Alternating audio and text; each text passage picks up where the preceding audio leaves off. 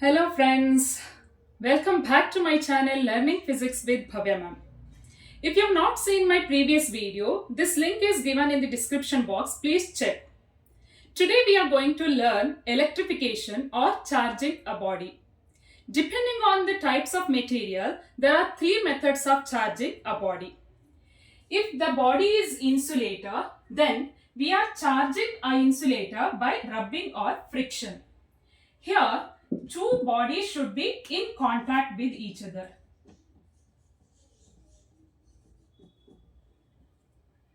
So, if the materials are conductor, then there are two methods. One is charging by conduction. Here also, the two bodies should be in contact.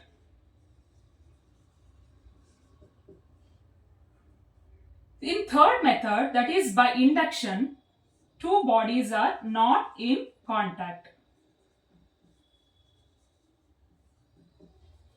Like this, there are three ways in which we can charge a body.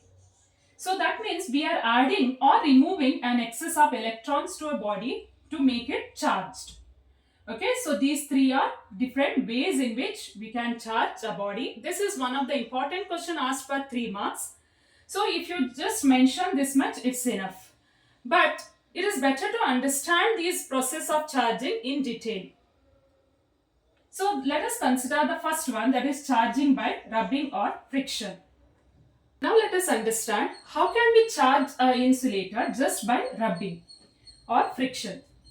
So in order to understand this, let us consider the scenario where we are having an atom. With normal situation, this atom is a neutral. That is because electrons and proton are always equal in number. Proton is positive in charge, electron is negative in charge, both are equal in number, therefore the total charge of the new atom is 0. It is neutral.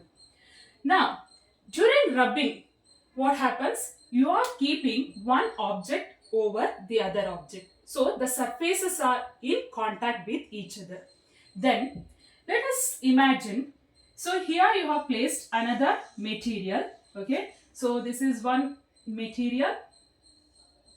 Over the surface you have placed, just imagine you have placed another material.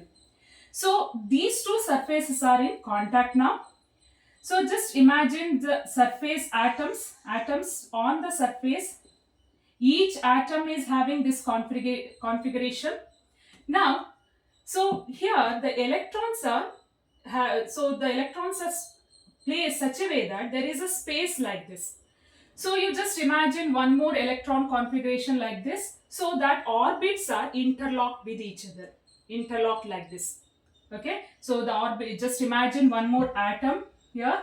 If you lift one object like this, then nothing will happen, no problem. Okay, but if you rub two bodies against each other, then what happens? If you rub like this, then see, look at this. When two bodies are rubbed against each other, then due to friction, heat is generated, and those electron absorbs this energy, comes out of the parent atom. Okay, and if I consider this one, so here this valence electrons which are easily removed. Okay, so the valence electrons are loosely bound to the nucleus, and hence the valence electrons absorbs the heat energy and it is detached from the parent atom, and it will directly go to the another atom with which it is in contact. Is it clear for you? Okay.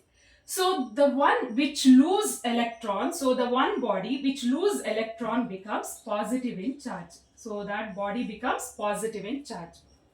And the another body which gain excess of electron becomes negative in charge. Okay, here I am talking about just one atom, but if you consider the material which are made up of large number of atoms, and if you consider the atom which are near to the surface, so during rubbing, when two bodies are slides against each other, then so all these atom loses electrons. The one which loses electrons become positive. Why? That is because in neutral situation what happens? Protons and electrons are equal in number, right? So if it loses some electrons, now let us consider initially this atom is having 10 proton, 10 electrons. For example, it has lost some 3 electrons. Then what happens? There are 10 protons and only 7 electrons. So which is dominating here? Proton is dominating. Proton is more in number than electron.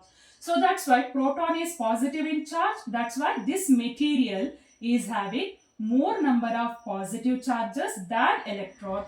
Or if it is deficit of electron, or if the material is deficiency of electron, then it is called as positively charged material.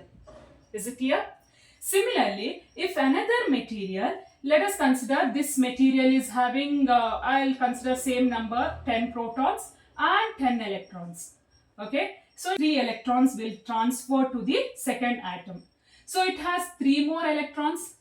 So 10 protons and 13 electrons. Electron is more in number. So the second material is having negative charges, or it becomes negatively charged body. Is it clear?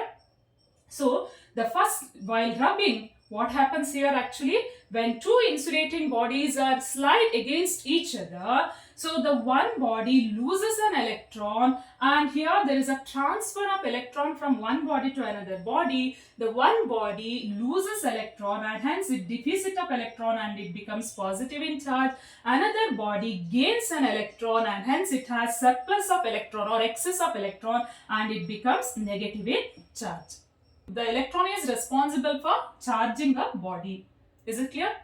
Now you may ask the question, why not proton? Right?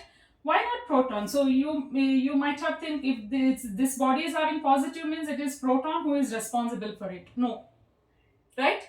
So proton is not responsible for the charging of a body, only electron. Electron is moving from one body to another body and hence the body becomes either positive or negative. Why not proton?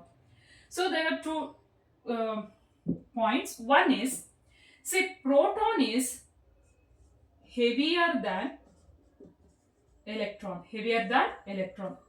So it is almost 1836 times heavier than electron. Okay.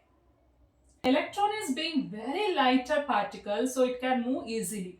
That is one thing. Okay. So proton is almost 2000 times heavier than electron. The second point is, where is this proton? Proton is inside the nucleus, right?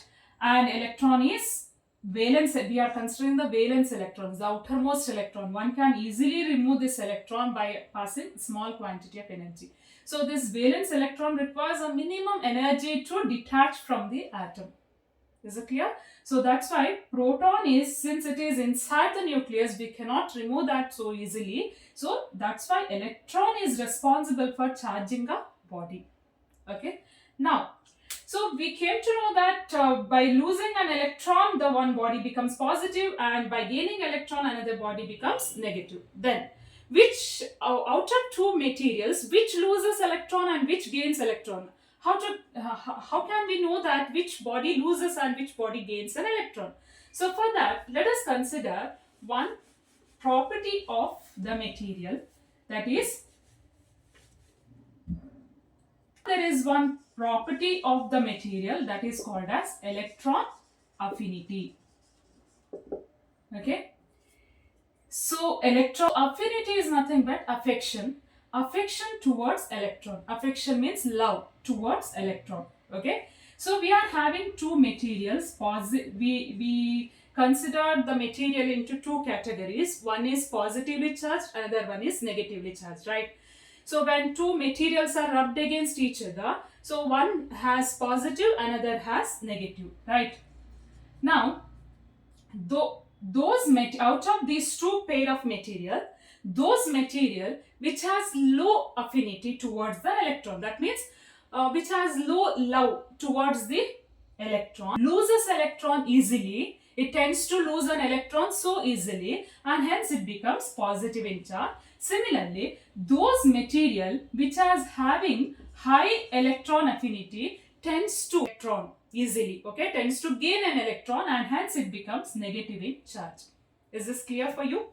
Now let us consider the scenario where we are having two kids, okay. So here this is kid A and this is another kid B, okay. I consider Okay, I have given some chocolates. Okay, so you have seen the round chocolates which is wrapped by yellow, I mean golden color wrap, right? So which is orderly arranged, right, like this, which is arranged orderly, right? So we have given some number of chocolates to both the kids. Okay. So the A, this kid, it doesn't want to have much chocolates, okay, in a day. He doesn't love the chocolate, okay. He eats some chocolates but not eating much chocolates. Whereas the B loves chocolates, okay. He wants to eat more number of chocolates in a day. Is it clear? Now, what happens? So since A doesn't want to eat more number of chocolates, he will give some chocolates to B. So this chocolate is, so here he gives some chocolates to B. Okay, he gives some chocolates to B. So now here that I'll write like this. This is chocolates. So then this space is void. See here, this place not having any chocolates. Okay, so here there is a void space. Okay, so he has given 3 chocolates. Now here you are observing that in B all these space are already filled. All these places are already filled. Then where to keep these chocolates? I'll keep here only. Okay, outside the box. I'll keep these 3 chocolates outside the box because we don't have space, right? So because all these chocolates are orderly arranged, right? So where to place that? It is, we need to place it above the box, right? Or over that chocolates, right? So that means if you are having 2 materials which are rubbed against each other, then the one tends to lose an electron, becomes positive in charge, another gains an electron, becomes negative in charge, right? So then where is that charges accumulates? So it always accumulates on the surface. It accumulates on, that is because of repulsion. See here there are some see, just imagine there are atoms here, and that the electron, valence electron, repels this electron. So that's why these excess electrons always remains on the surface of second one. So by convention, we have to write positive here because the electrons are moved, right? So that if electron is moving here means electron is having negative in charge. Then this first one, the body A has lost electron. So that void space is denoted by plus symbol. Okay, is it clear? Like this, when 2 bodies are rubbed against each other, you are observing that 2 opposite kind of charges are accumulates on the body. Okay. So in this process of charging by rubbing, we need to have 2 bodies. Okay, so that is one point, that there should be 2 bodies always. Another point is opposite kind of charges are accumulates on the bodies. So this process of accumulation of charges on the surface is called as static electricity. Static electricity. Accumulation of charges on the surface of a body or building up of charges on the surface of body is called as static electricity. I am not talking about current electricity. Okay, current electricity is different. See, current electricity means what happens? The conductor allows the electron to pass through it easily. Okay, whenever there is a potential difference, then electron is passing from one body to another body, or it moves in particular direction through the conducting body. Okay, I am talking about static electricity. Static refers to rest. Charges are rest. Okay, so charges accumulate on the surface and they are always at rest. Okay, for a moment they will be rest on the surface for certain moment, right? So, and one more thing is, so when 2 bodies are rubbed against each other, only those bodies which are in contact with another body gains charges. Okay, so only that part of the body is having charges because we are charged here. We are charged insulating bodies.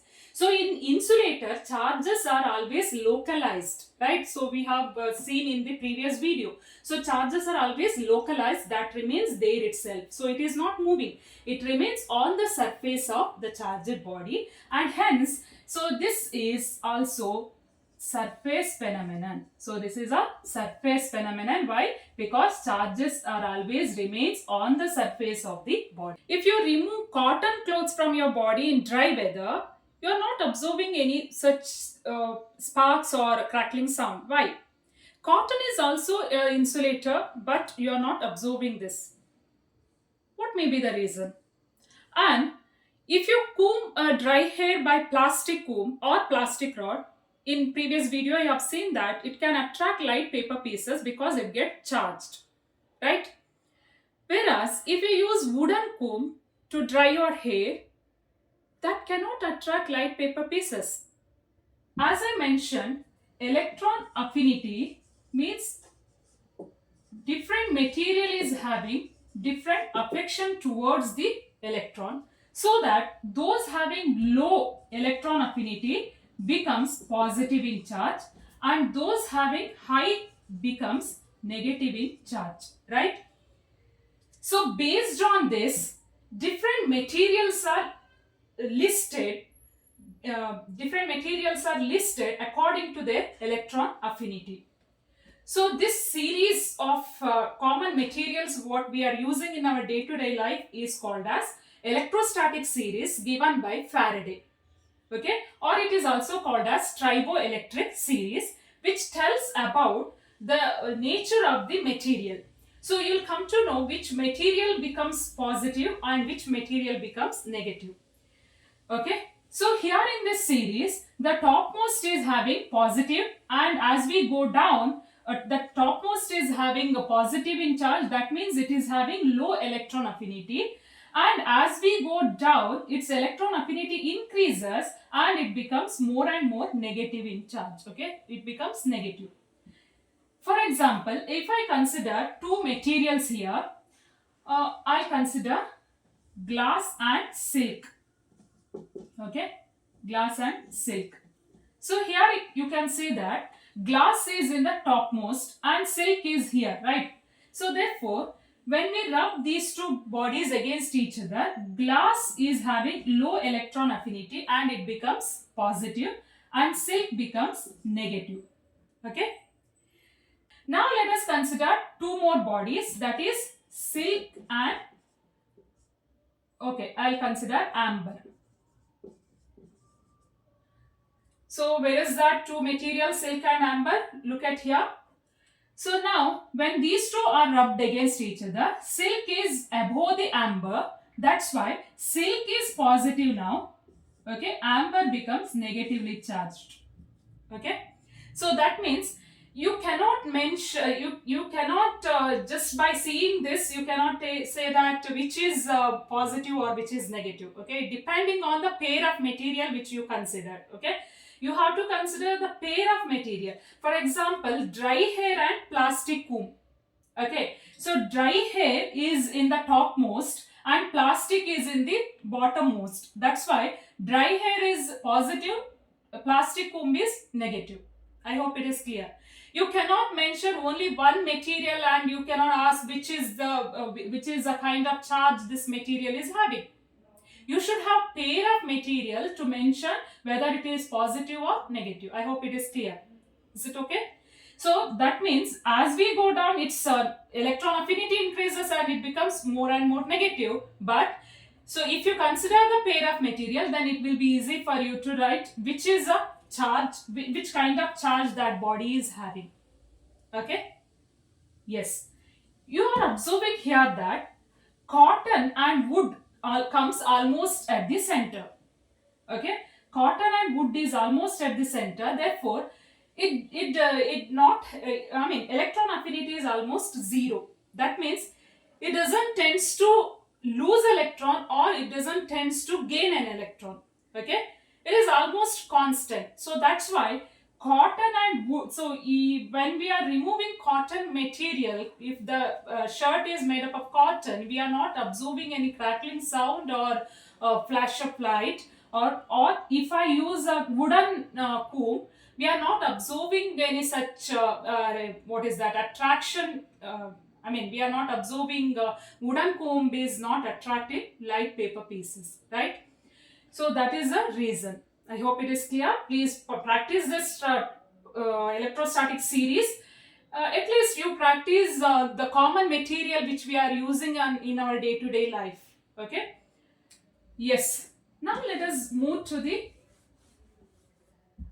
scenario where you are having two bodies which are charged. Okay. So one is positively charged, another one is negatively charged. Both are charged body. Okay. If these two bodies are comes in contact, then they get nullified. So here the charges are moving and they get nullified. And if you separate these two, then it becomes zero. The charge on each becomes zero. Okay. What happens when when charged bodies comes in contact?